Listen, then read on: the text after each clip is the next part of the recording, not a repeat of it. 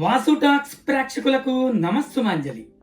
మనం ఆరోగ్యం బాగోక ఏదైనా ఒక డాక్టర్ దగ్గరికి వెళ్తే జంక్ ఫుడ్స్ తీసుకోవద్దు అని చెప్తాడు. జంక్ ఫుడ్స్ కి మనం ఎందుకు అలవాటు పడ్డాం? అది రుచికరంగా ఉంటుందని, తయారు చేసుకోవడం ఈజీ అని, అమ్మా నాన్న ఇద్దరు ఉద్యోగాలని, ఈ కారణాల వల్ల జంక్ ఫుడ్స్ మనం తీసుకోవడానికి అలవాటు పడ్డాం. జంక్ ఫుడ్ అంటే ఏమిటి? Junk food is a food which is deep fried, high salty and high sugary. అంటే బాగా ఫ్రై చేసిన వస్తువులు అంటే అర్థం ఏమిటి?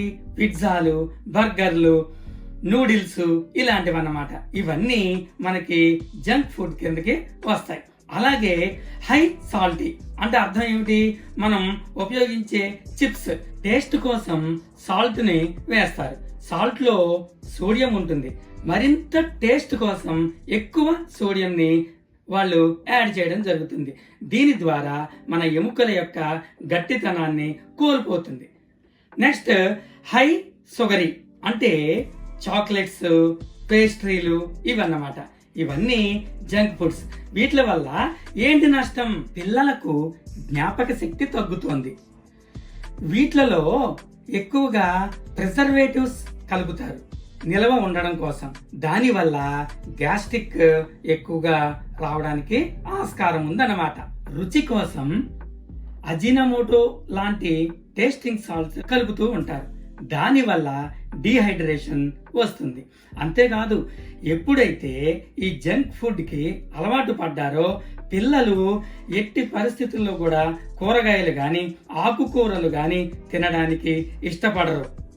మన దేశంలో ఎదుగుదల లోపంతో బాధపడే వాళ్ళు 31% మంది ఉన్నారు. దీనికి కారణం ఏమిటంటే అతి చిన్న వయసులోనే జంక్ ఫుడ్స్ ని వాళ్ళకి అలవాటు చేసేస్తున్నాం. మన దేశంలో సిగరెట్ ప్యాకెట్స్ మీద smoking is injurious to health అని వ్రాసి ఉన్నట్లే బ్రిటన్ లాంటి దేశాలలో జంక్ ఫుడ్ ప్యాకెట్స్ మీద కూడా ఇలాంటి హెచ్చరికే చేస్తున్నారు. జంక్ ఫుడ్స్ లో ఎక్కువగా ఫ్యాట్స్, కార్బోహైడ్రేట్స్ మాత్రమే ఉంటాయి. పిల్లలు ఎదగడానికి proteins, vitamin A, vitamin C, iron, calcium చాలా అవసరం. కాబట్టి తల్లిదండ్రులందరూ వీటిని గమనించి ఇంటిలోనే రుచికరమైన తినుబండారాలను, ఆహార పదార్థాలను తయారు చేసి పిల్లలకు పెట్టడానికి ప్రయత్నం చేయండి. వీడియో గనక మీకు నచ్చినట్లయితే సబ్స్క్రైబ్ చేయండి, షేర్ చేసి, లైక్ చేసి, కామెంట్ కూడా చేయండి. Thank you.